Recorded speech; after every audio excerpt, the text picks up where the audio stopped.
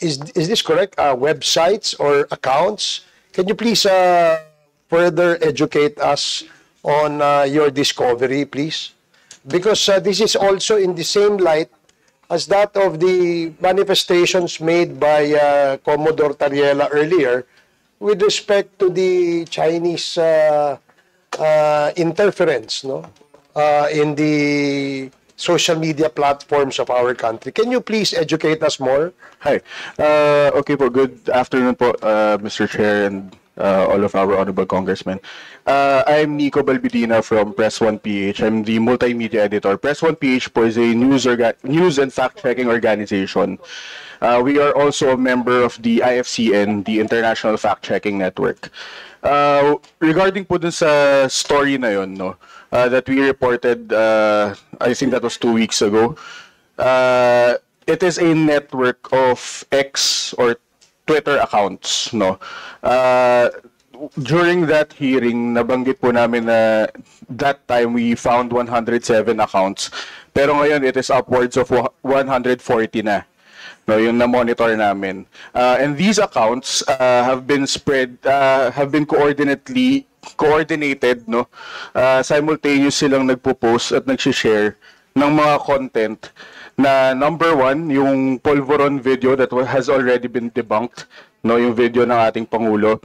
Number two, nag-share sila sabay-sabay ng series of news articles that are published in Chinese language websites.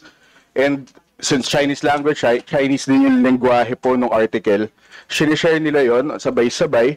And at the same time, nagsishare po sila ng content related to the Vice President, no? And yung timing po ng pag-tweet nila, nung sabay-sabay na paglalabas po ng mga tweets na ito, coincides, no, with news dito sa Pilipinas. So, for example, yung lumabas na Polvoron video na sabay-sabay po nilang tinweet nung November 11, no? This activity happened a few days after pinirmahan yung batas on the West Philippine Sea, yung Maritime Baselines Law and Sea Lanes Act, no. Also, we are thinking, no, although inaaral pa namin yung idea na yun, pero 11/11 is a strong day for social media use, no, so perhaps they were trying to ride on that, no.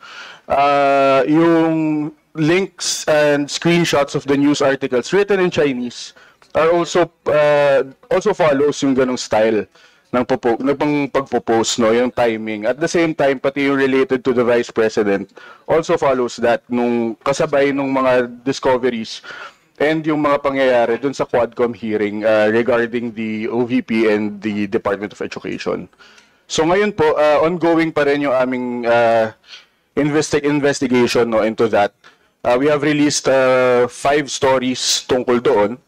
And as of 11 a.m. kanina umaga, we have found again 140 accounts and 1,734 tweets. No, these tweets, ito po yung pinaka-common na question na nakukuha ko about this story, no. Yung tweets, wala silang masyadong wala silang nakukuha masyadong engagement, no. Pero it's the attempt that we are measuring, no? So right now, yung measurement is at 1,734 tweets. Yun po, Mr. Chair. So ang ibig bang sabihin nun, yung the platform that you're using is yung Twitter, your X ngayon? Yes po, sa Twitter po namin sila na-monitor. We cannot say if active din po ba sila sa ibang social media. We have not monitored that yet kasi yung resources po namin, maliit lang din po yung manpower namin. Pero yung na-trip po namin na nahuli namin na activity was on Twitter.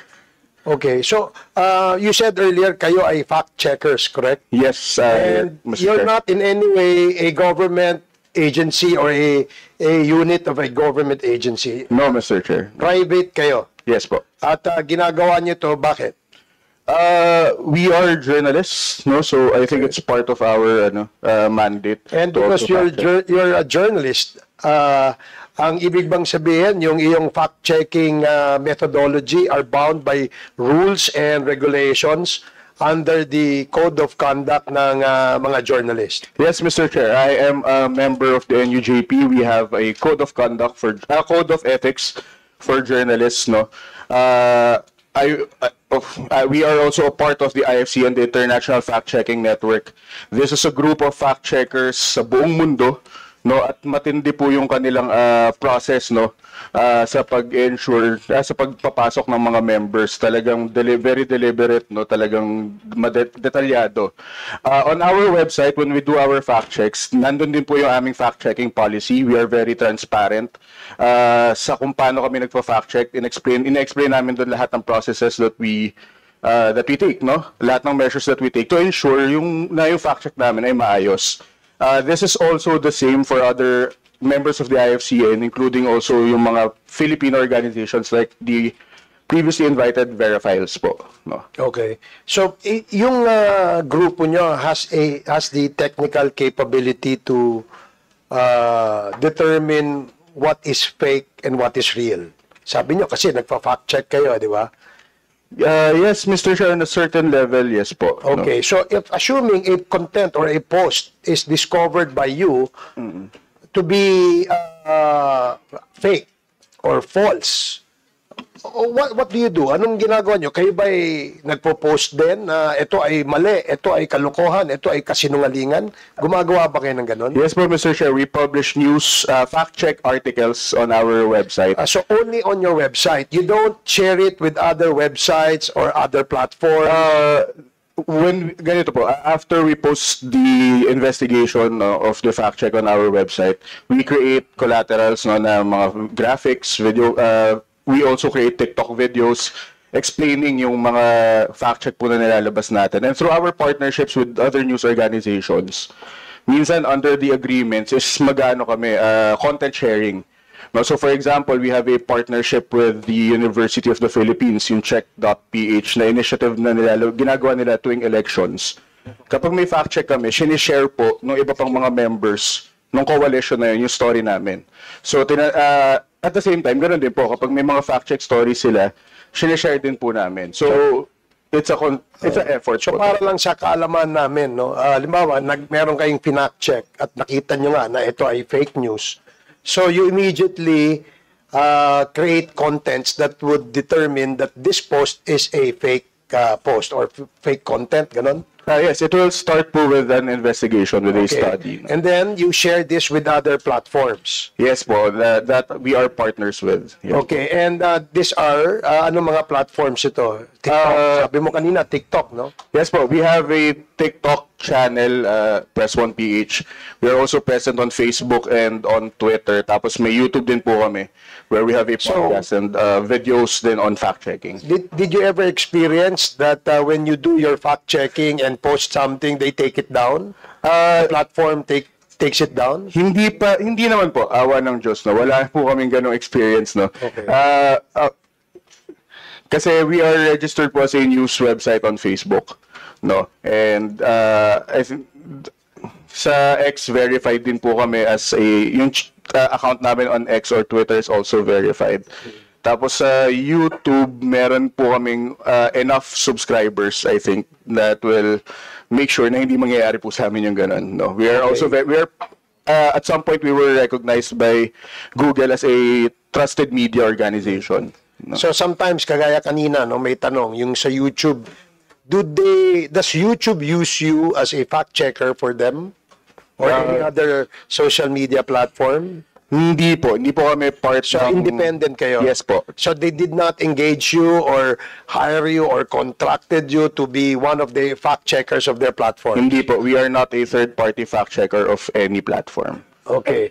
But yung inyong NGO, we call this an it's a media group, yes. We are non-government news organization. Okay. So meaning in the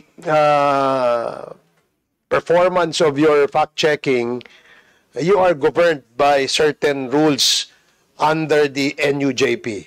Under a lot of body, no? So kasama na rin dun, I think, yung ethics that we've learned from journalism school, no? Okay. And all that, no? And also as well, no, on top of the NUJ, sorry po. The reason why I'm asking that question is kasi suddenly nga, ito nga pagkakaroon ng social media platforms, marami po tayong mga kababayan na bigla na lang naging journalist, eh.